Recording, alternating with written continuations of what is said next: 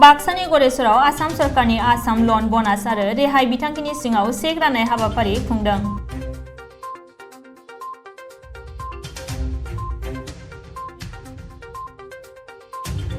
BJP सरकारा बिसायख'थिनि सिगां होनाय खोथाखौ रैखा खालामनानै लन लानानै लनखौ सुख'फिननाय आइजोफोरखौ थुलुंगाखांहोनो थाखाय दिनै बाक्सा जिल्लानि गरेसर ओनसोलनि बन्धन north east small finance Annapurna आशीर्वाद बेंकजों लोगोसे गासै मोनब्रै बेंकनि गासै सा 1622 मुलाम्फागिरिफोरनो सरकारनिफ्राय चेक गथायनाय जायो।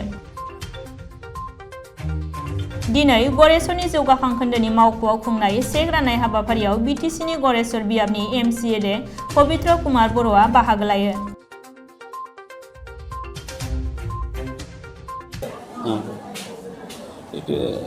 बाक्सा जिल्लार उपायुक्त महोदय निर्देश मर्मे আমি আজি ইয়াত আমাৰ 1661 জন বেনিফিচাৰী বিভিন্ন বেংকৰ আণ্ডাৰত বন্ধন অন্নপূৰ্ণ নৰ্থ ইষ্ট আৰু আশীৰ্বাদৰ জৰিয়তে 1621 জন হিতাধিকাৰীক আমি চেক বিতৰণ কৰিব লৈছোঁ। ইয়াৰ নিৰ্দেশনা আছিলে আপোনাৰ বাক্সা জিলাৰ উপায়ুক্ত মহোদয়ৰ আছিলে। যোৱাকালি বিষয়টোৰ ওপৰত মানে ইনগুৰেশ্যন হৈ গৈছে আৰু তাত যিখিনি ৰৈ গৈছে অতিৰিক্তখিনি আমি ইয়াত বিতৰণ কৰিব লৈছোঁ।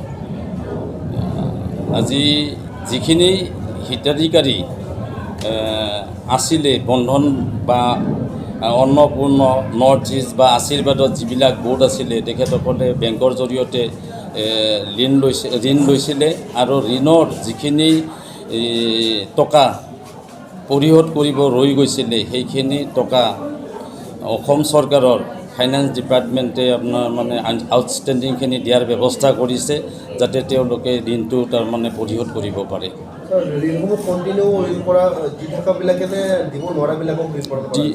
ঋণ যিখিনিয়ে তাৰমানে লৈ পেলাই পৰিশোধ কৰি আছিলে পৰিশোধৰ পিছত যিখিনি বাকী আছিলে সেইখিনিহে দিয়াৰ ব্যৱস্থা কৰিছে আৰু মেক্সিমাম 25,000লৈকে তাৰমানে চৰকাৰে দিছে সাহাৰ্য হিচাপে।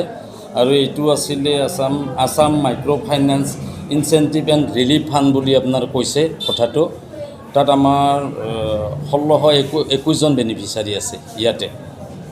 আৰু এইটো আমি আজি অহাকালি আৰু পৰহিৰ ভিতৰত মানে অহাকালিৰ ভিতৰতে শেষ কৰিব লাগে, যিহেতু আমাৰ বেনিফিচাৰী কম নহয় মানে 1621।